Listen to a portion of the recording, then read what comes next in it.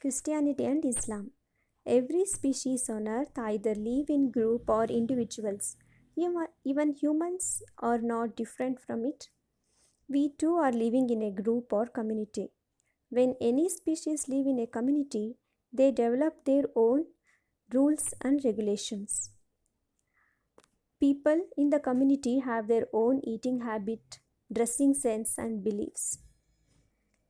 As man was living in the community, he developed the questions like who created us, and this gave him the idea or his own notions about the God, and he named it as religion.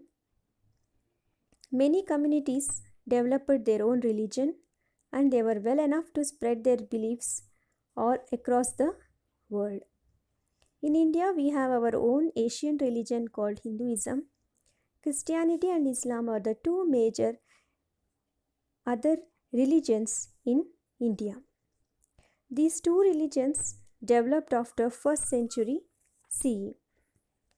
People of Middle East countries of Asia, known as the Semitic races, were the original people who introduced these religions to the whole world. These religions are now widely spread throughout the world. So children, let us learn them in depth. You know, every religion have their own holy books. Example, Hindus have Bhagavad Gita. Similarly, Christians have Bible. They have two sections, Old Testament and New Testament. Old Testament has beliefs of Jewish religions or Jews, and New Testament has teachings of and life history of Jesus. Old Testament was written in Hebrew language originally, later it was translated into English. Quran is the holy book of Islam. So let us learn Christianity in depth first. Jesus Christ is the founder of Christianity. So let us learn about Jesus Christ, who is Jesus Christ, and how he spread the Christianity. So Jesus Christ story starts from the place Nazareth, province of Palestine, where the reign of Roman Empire was there. Jews of Palestine had become slaves of Roman Empire. Roman empires believed in superstitious practices and misruled the country. In such situations, Christianity came into existence. Jesus Christ was born to Joseph and Mary at Bethlehem near Jerusalem. He was born in a very poor family. He had no formal education, but he has an extraordinary power of intelligence which he used to interpret the holy book of Jews. And he started teaching the holy book of Jews in simple language. He was baptized by John Baptist when he was in 30s. He started teaching his divine principles and enlightenment to poor and distressed people. Hence, he is called the Messiah of the people, or he is also called as the godly man. Jesus Christ started teaching his principles and he became popular. This created jealousy among the Jew priests. They complained governor of Roman Empire against him, and Roman Empire took action against the Jesus Christ and crucified him on Friday at Golgotha. So let us learn the teachings of Jesus Christ, what he taught to the people. He told that God is one. He is very merciful, meaning the God is merciful, and God is the creator of the universe.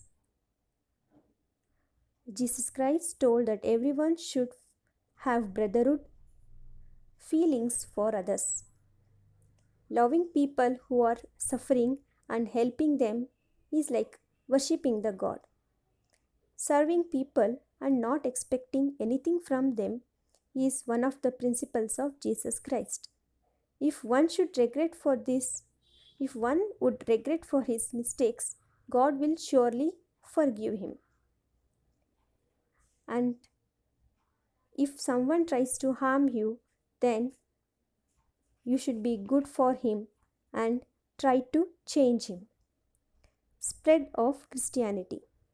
He has 12 principles. He has 12 disciples whom he taught his teachings, and Saint Peter is important of his 12 disciples, and Saint Peter is the person who sent his missionaries all over the world to spread Christianity. He established a church in Rome, which is a well-known important religious center. With lot of opposed from Roman empires, Christianity was spreading very slow, but by 4th century, Constantine accepted Christianity as national religion. Later this spread to Rome, Greece, Macedonia and Asia. Now it is spread worldwide. Contributions in Christianity.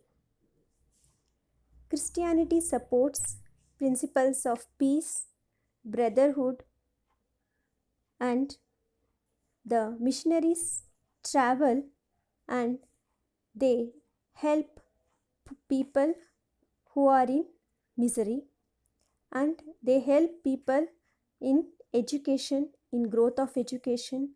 They extend their hands in health services, and they have done a lot for women empowerment and lifting the weaker sections of the society.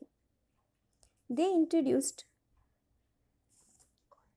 Gothic style in architecture.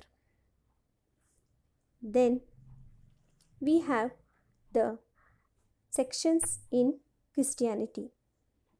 So Christianity is divided into two sections, that is Catholic and Protestant. Roman Catholics controlled Christianity till 16th century. Because of dominating priests and landlords, his teachings or the Jesus Christ teachings was not affordable to everyone, especially to the common people. In such situation, Martin Luther started Reformation movement in Germany and created a new section of Christianity called Protestant. So, this is the end of the Christianity part of the chapter. Thank you.